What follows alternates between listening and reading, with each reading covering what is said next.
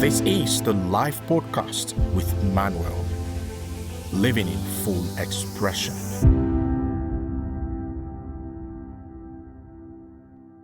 Most people believe that the gap between where they are and where they want to be is a motivation problem. They think that if they could just want it badly enough, or consistently enough, or for long enough, the action would follow. So they work on motivation. They listen to more podcasts, they read more books, they write more goals, they set more deadlines, and the deadlines will come, and the deadlines will pass, and the gap remains, just exactly as it was. The real problem is not motivation. It has never been motivation. The real problem is that wanting to do something and being structurally unable to avoid doing it are two completely different things.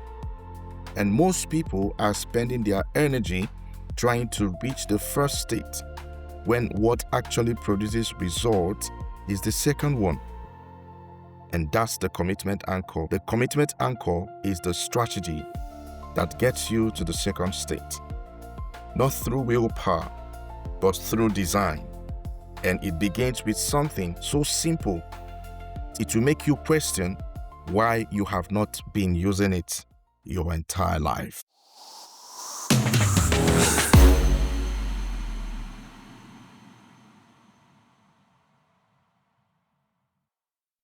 Welcome to the live podcast with me, your host, Manuel. And in today's episode, we're going to be talking about the commitment anchor that helps you get any outcome in any area of your life. As a coach, I help people break through procrastination, build momentum, and close the gap between the life they are living and the life they are capable of. I work with entrepreneurs, business owners, high performers on exactly this. And for a period of time, I had a pile of baby clothes in a bathroom bucket that I could not seem to deal with. Not because I don't care, not because I lacked the motivation, not because washing clothes is a particular complex task, but because the inertia of not starting, the particular friction of that initial moment, the one where you have to decide to begin, was consistently winning over my intention to wash those clothes. So every morning, every evening, my little son would have to have his bath. And so we would change his clothes. The clothes would go into the bucket, and there they would sit, accumulating until eventually we could have to drag them into the washing machine, not because we had planned to do that anyway, but because the pile had grown past the point where hand washing was practical. So I had a goal. I had the intention. I had the time. What I did not have was a design that made the action inevitable rather than optional. And then one evening, I did something small, almost absurdly small. I looked at one of the dumped clothes, and right after my son's bath, right in the moment of changing him, I quickly dropped it directly into the wash basin, and I ran water and I let it soak.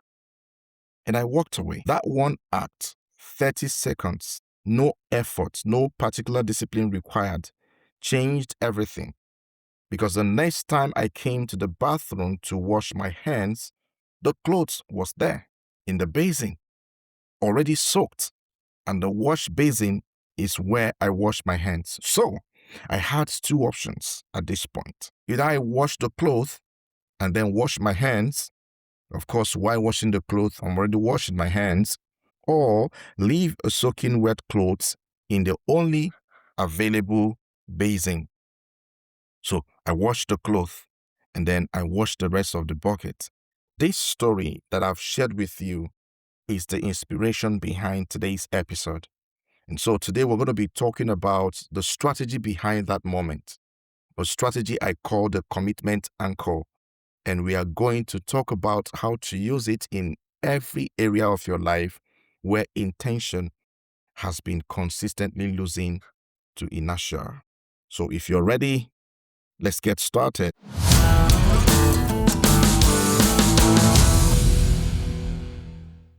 All right, let me explain exactly what happened in that bathroom, because the mechanics of it are more precise than they might first appear to you, and the precision is the point. So, I did not solve the laundry problem by becoming more disciplined. I did not solve it by writing a schedule or setting a reminder or deciding that I care more, but I simply solved it by anchoring the action I wanted, which is the washing of the clothes. I anchored that onto an action I could not avoid, which is washing my hands. So I used the bathroom every single day. Of course, we all do, multiple times. And when I am in the bathroom, I wash my hands. This is not optional. This is not something I need to decide to do or remember to do or find the motivation to do. It is a non-negotiable daily activity, a fixed point in my routine that happens regardless of my mood, my energy level, or my intention about the laundry. So all I did was attach the desired outcome to the non-negotiable one. And in doing so, I moved washing the clothes from the category of things I intend to do, which is the category where things go to wait indefinitely, into the of things I cannot reasonably avoid doing. And that is a commitment anchor. So I'm going to quickly explain to you what a commitment anchor is. So a commitment anchor is simply a deliberate strategic act of micro commitment that attaches the outcome you want to a non-negotiable activity you cannot avoid. That's making the full action not a matter of willpower or motivation, but of structural inevitability. If you missed that, I'm going to take that again. I said that a commitment anchor is a deliberate strategic act of micro commitment that attaches the outcome you want to a non-negotiable activity you cannot avoid, which is by making the full action not a matter of willpower or motivation, but of structural inevitability. Now, the anchor is not the full action. Like in the case of the story I shared with you, soaking the cloth in the basin is not the same as washing the cloth. But the anchor creates the condition in which the full action becomes the path of least resistance rather than the path of most resistance. And when the full action is the path of least resistance, it gets done, not because you are more motivated, but because you have made not doing it more inconvenient than doing it. Now, I want to be precise about something, because this is where the strategy diverges from most productivity advice you will have encountered. Most productivity advice addresses motivation, tells you to find your why, to connect emotionally with your goal, to build a compelling vision that pulls you towards it. None of that is wrong. In fact, in some of my episodes, I've talked about having a strong why. While a compelling vision matters, as well as your why, but there is what the motivation approach cannot account for. And that is the moment between intention and action. A specific physical real-time moment when you have to start. It's not governed primarily by motivation. It is governed by inertia. And so for those who might not be familiar with inertia, inertia is simply the tendency of things being at rest or remaining at rest. And the force is required to overcome that inertia. This is Newton's law in physics. So the initial resistance of beginning is disproportionately large relative to the effort required to sustain the action once it has started. So this is why the hardest part of going to the gym is almost never the workout. It is getting out of your bed and getting out of the door. This is why the hardest part of writing is almost never the middle of a chapter. It is opening the document and beginning the first sentence. So the commitment anchor does not work by increasing your motivation to overcome the inertia, actually.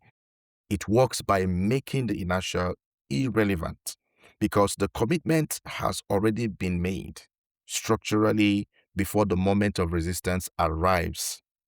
But the time you are standing at the wash basin, just like me, needing to wash your hands, you are not deciding whether to wash the clothes. So the clothes are already soaking. The decision was made half an hour ago, and the cost of reversing it, which is leaving a wet cloth in the basin you need, is higher than the cost of completing the action.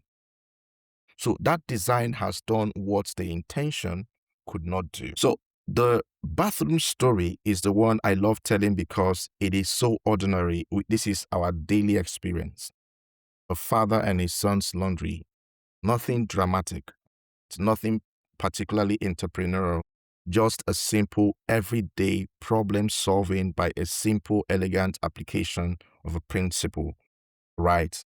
But I want to tell you the story that showed me the real power of this strategy. I mean, the one where the stake were not a pile of baby's clothes, but the launch of an entire business. So for a period of time before I launched my online business, I was doing what most entrepreneurs would do when they are not quite ready to commit to launching. I was planning, I was researching, I was refining, I was building the perfect foundation. I was telling myself, you know what? With complete certainty, every single time that I would launch by a specific date. And those dates would arrive, and I would have a reason, and I mean a genuine reason in most cases. The website was not quite right. The offer needed more refinement. The timing was not ideal. The market condition had shifted. Every reason was real enough to be credible. None of them was the actual reason. The actual reason was that I had not yet made a commitment that was more expensive to reverse than to honor. So during this period, I was using a piece of software that I knew could be critical to running my business. I have been using the free version, the freemium tier, while I was planning. And one day, this company ran a discount offer, very brilliant. They say pay for a year upfront at a significantly reduced rate, and you can cancel anytime. Now, with the benefit of hindsight and with my understanding of how subscription services work, I know what cancel anytime almost always means in the context of an annual subscription. It means you can cancel the renewal, not the current term. But in that moment, I had it the way a person who is looking for permission to commit without risk will always hear those words. What I heard was there's a door out and this is safe. So I paid. I paid for the full year upfront on the discounted amount. And then about a month later, I had another very good reason, like always, not to launch. And I decided to cancel the subscription. So I sent a mail to the company, and the company replied with something I was not expecting. They told me that the cancellation would only take effect at the end of the current annual subscription, not immediately, not mid-term. And then I pushed back out. I had to remind them. I said, remember you said you can cancel anytime. And then they had to clarify that to say that it's supposed to be at the end of the term that I've paid for. That is the 1 full year that I've paid for. I want to be honest with you. I felt genuinely betrayed. Not furiously, but the particular deflation of someone who had just discovered that the exit they thought was there is not there. So I sat with that for a moment. And then something shifted for me. I thought about the money, the full year paid, already spent, non-refundable in any practical sense. And I thought, I cannot allow this to waste. If I am paying for this for a year, regardless, then I have to launch. Not eventually, before the year is up. I have to generate enough profits from the business to justify the subscription cost. And that means I have to start. So interestingly, I launched the business and it worked. Though not perfectly, not smoothly, not without the problems and the learning curves and the moment of wondering whether I had made a mistake. But the good thing was I launched and it worked.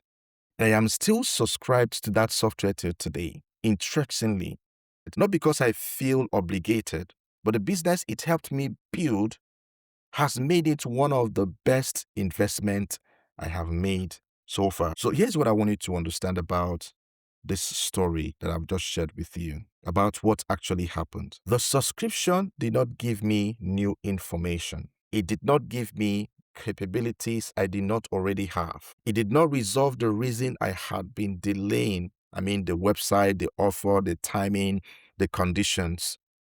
But what it did was create a commitment so costly to reverse that reversing it becomes more painful than proceeding. The money was already spent, the exit was closed, the cost of not launching, of allowing the subscription to run for a year without nothing to show for it, was higher for me than the cost of launching imperfectly. If you have read Think and Grow Rich by Napoleon Hill, you would have read the story of the captain who cut the bridge and burnt the boat after his soldiers have crossed the river for a battle. So, for me in this story, the money was already spent. The exit door has already been closed. So the cost of not launching, of allowing that subscription to run for a year with nothing to show for it, was then higher for me than the cost of launching imperfectly. So the commitment anchor had been set, not intentionally, although the first time, but the mechanism was identical to the bathroom basin, identical to the story of the captain who cut a bridge and burnt the boat.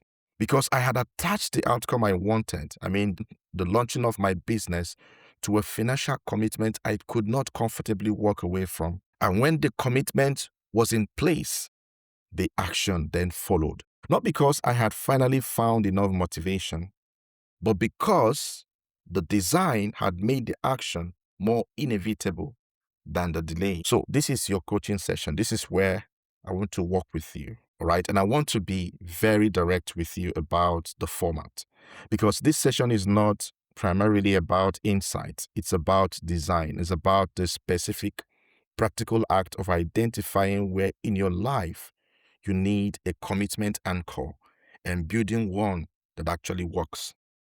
So I'm going to ask you a few questions that require you to give real answers. Be honest as possible to yourself. I'm not talking about reflection you hold in your mind. Answers you commit to. So that before you move past this session, I want you to have a specific commitment anchor that is designed and ready to deploy. I don't mean eventually. I mean the one you can deploy immediately. Today. So let's go from layer one, which is the outcome and the gap. So here's your first question. What is the outcome you want that you have not yet produced? The one where the gap between your intention and your action has been most persistent. Not the most important goal you have in the abstract.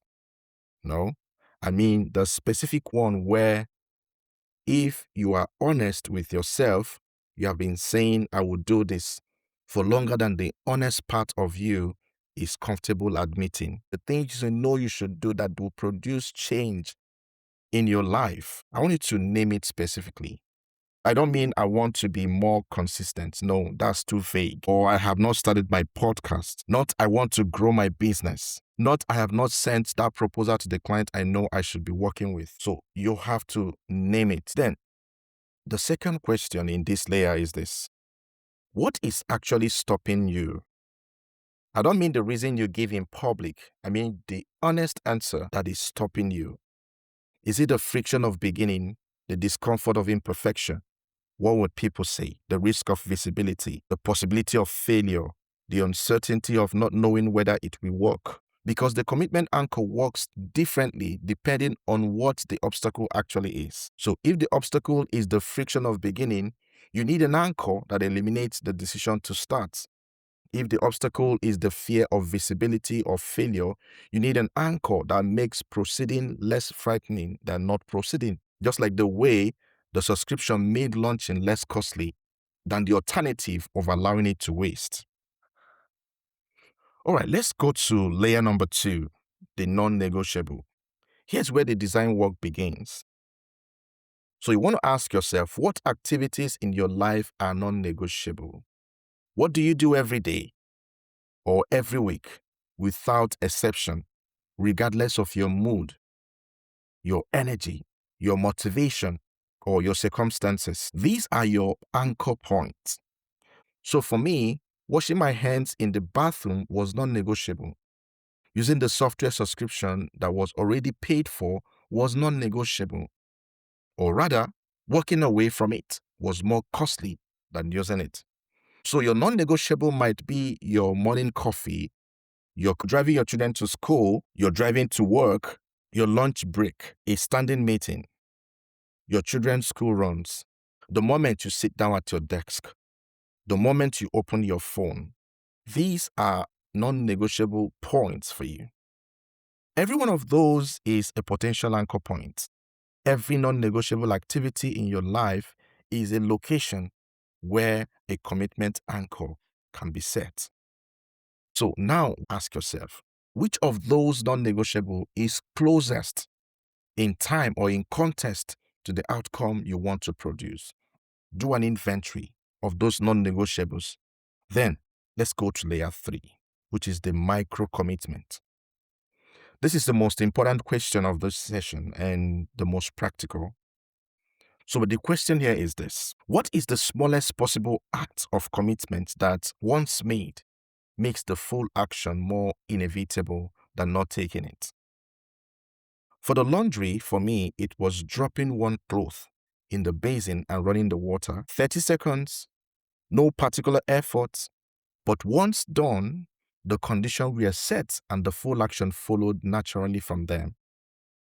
For the software, it was paying for the annual subscription.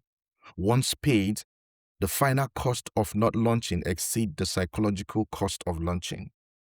The commitment changed the calculation. So your micro commitment might be sending one email that puts you on record, or booking one appointment that you now have to show up for, or paying a deposit that creates a financial stake, or telling one specific person, not posting generally, not announcing broadly, just telling one person whose opinion you have valued what you are committing to and when you will deliver on it. So the micro commitment has 3 qualities. It is small enough that you can do it today before the resistance to the full action has time to reassemble. It creates a cost, maybe financially, relational, reputational, or practical, that makes reversing the commitment more uncomfortable than honoring it. And it is attached to something non-negotiable, so that the full action inevitably surfaces in a context where you are already present and the commitment is already visible. So here's the question I want you to answer before you leave this session. What is your commitment anchor? One outcome, one non-negotiable, one micro commitment. You name it specifically and you deploy it today. I don't mean tomorrow. I mean today, because the version of this that you do tomorrow is the version that becomes next week. And next week is where intention go to wait. Okay, let me give you the framework in its cleanest form. Just 3 steps, because I want you to be able to apply this to any area of your life, not just the ones we have discussed today. So step number 1, name the outcome and the real obstacle. So the outcome is the specific result you want to produce or you want to in that area of your life, not a direction. right? It's the outcome you want, a destination. Not be more consistent, but to publish one episode every Tuesday. The obstacle is the honest answer to why it has not happened yet. So naming the real obstacle is essential because it determines the design of the anchor. Because different obstacles require different anchor designs. Now, step number 2 is to identify the non-negotiable anchor points. So look at your daily or weekly routines for the activities that is closest in time, context, or location to the desired outcome and that you do without exception. This becomes the anchor point. The desired outcome will be attached here so that every time the non-negotiable occurs, the desired action is either already in motion or unavoidably present. And so the step number 3 is this: design and deploy the micro commitment. The micro commitment is the act of attachment. The small thing you do that connects the desired outcome to the non-negotiable anchor point. It must be deployable immediately, today, right now, before the resistance reassembles. It must create a cost or a condition that makes proceeding more natural than retreating. And it must be small enough that the friction of doing it is lower than the friction of the full action. Just like my laundry example that I gave you. Because you are not trying to do the full action yet. You are trying to make the full action inevitable. Now, I want to address something before we close, because I hear this question consistently when I teach this strategy to clients. Is this manipulation? Am I tricking myself? And so on. The answer is no. You are designing yourself. There is a profound difference, because manipulation involves deception.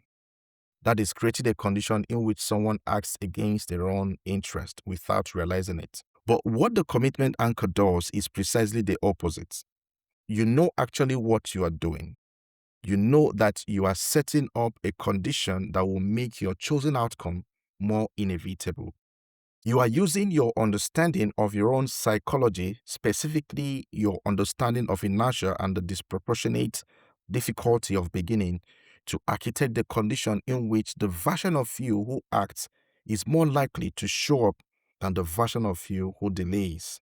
So you are not tricking yourself. You are building a structure that the version of you who already knows what you want would build if that version had full access to the decision in the moment before the inertia arrives. So for me, the soaked cloth in the basin is not a trick. It's a promise I made to myself in the easy moment immediately after my son's birth, when the beginning was effortless that the hardest moment could not unmake. So that is the commitment anchor, and it works every time you use it, in every domain where intention has been losing to inertia. Okay, so in closing, here are the 3 things I wanted to take from today's episode. Number 1 is this: name the outcome and the real obstacle. Name them today. Write them down. I don't mean the public version, I mean the honest version, the one where intention had been consistently losing to inertia, and you know that. Number 2 is this: identify your non-negotiable anchor point, the activity that is closest in time or context to your desired outcome that you could not avoid. That is where the anchor gets set. Number 3, design and deploy your micro commitments. Today, before you sleep, not tomorrow. The smallest act that makes the full action more inevitable than the delay. Drop the cloth in the basin. Pay for the subscription. Book the call. Send the email. Make the commitment in the easy moment before the harder one arrives. This week's Premium Members Worksheet takes you through the full commitment anchor design process.